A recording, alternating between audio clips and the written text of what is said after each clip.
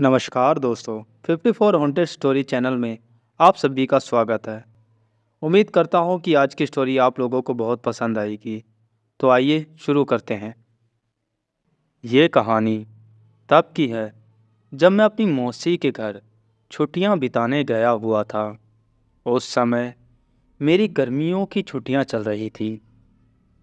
मेरे मौसा जी एक डॉक्टर हैं, तो उन्हें रहने के लिए क्वार्टर मिला हुआ था। वे उस क्वार्टर में दूसरे मंजिल पर रहते थे। उनके फ्लोर पर एक बालकनी थी, जिसके पीछे की ओर एक बड़ा सा जंगल था। और रात के समय उस जंगल से अजीबो गरीब आवाज़ें सुनाई देती थी। ऐसे ही एक दिन की बात है, जब हम सभी खाना खाकर रात में बालकनी में बैठे हुए थे कि तभी मेरी मौसी का लड़का हमसे कहने लगा कि किसी में हिम्मत है, यानी किसी में इतनी हिम्मत है कि वो रात के इस समय में इस जंगल के अंदर जाए।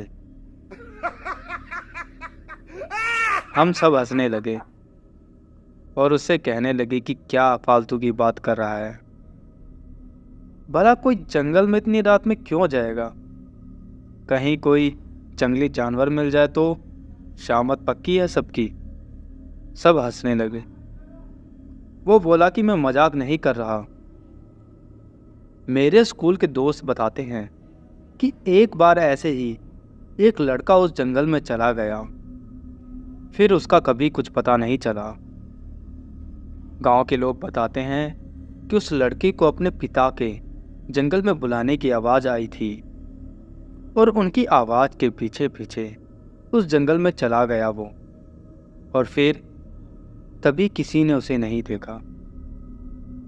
मैं हंसने लगा कि ये तो यार झूठी कहानी है।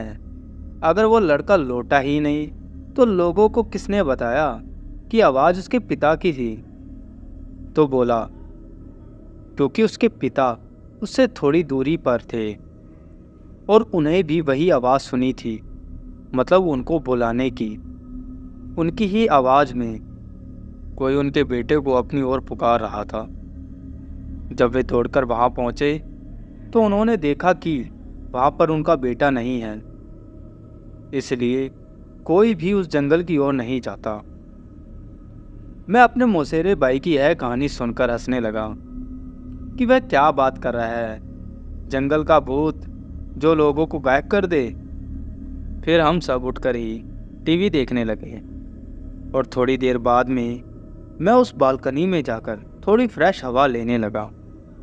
रात का समय में उस जगह अच्छी खासी हवा चल रही थी और मैं उस जंगल की ओर मुंह करके देखने लगा कि आखिर कौन होगा वो। क्या वो सच था? कि तभी मैंने अपने मौसेरे भाई को उस जंगल के किनारे खड़े देखा।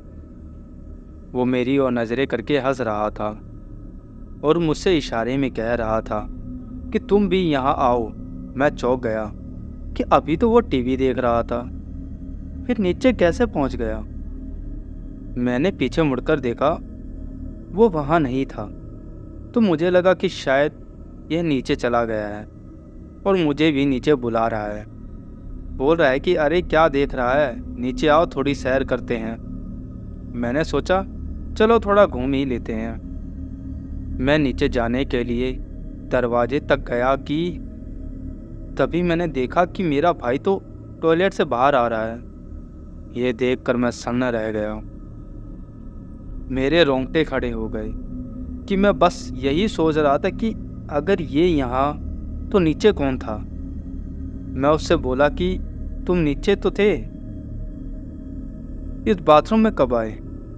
वो बोला कि मैं तो यहीं था, मैं तो बाथरूम गया ही नहीं था। तुम क्या बोल रहे हो? मैं उससे बोला कि मैंने अभी अभी तुम्हें जंगल के किनारे खड़ा हुआ देखा था और तुम तो मुझे बुला रहे थे। वो बोला मजाक मत करो, तुम्हें क्या लगता है मैं डर जाऊंगा? मुझे पता है कि तुम मुझे डराने की कोशिश कर रहे हो, पर मैं नहीं डरने वाला। इतना कहकर वो टीवी देखने चला गया। मुझे यकीन नहीं हो रहा था कि ये मैंने अभी क्या देखा। उसी रात मैं जब सो रहा था तब किसी को मुझे पुकारने की आवाज़ आ रही थी। वो जो भी था मुझसे कह रहा था कि तुम्हारा कब से इंतज़ार कर रहा हूँ, तुम तो आए ही नहीं। देखो जल्दी आओ, फिर हम दोनों साथ में इस जंगल के अंदर घूमने चलेंगे।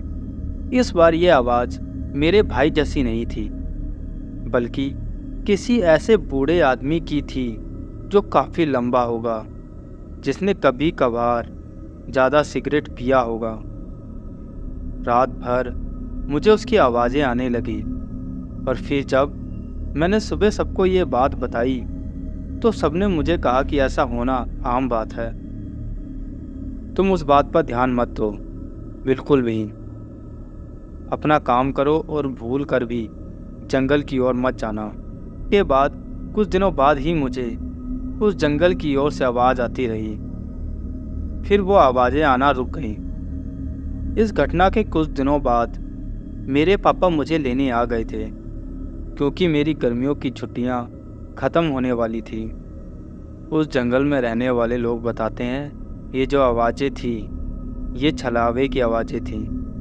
ये छलावा आवाज़ें निकाल के लोगों को मारने के लिए बुलाता था, और जो कोई भी उसके पीछे जाता वो फिर कभी लौट कर नहीं आता।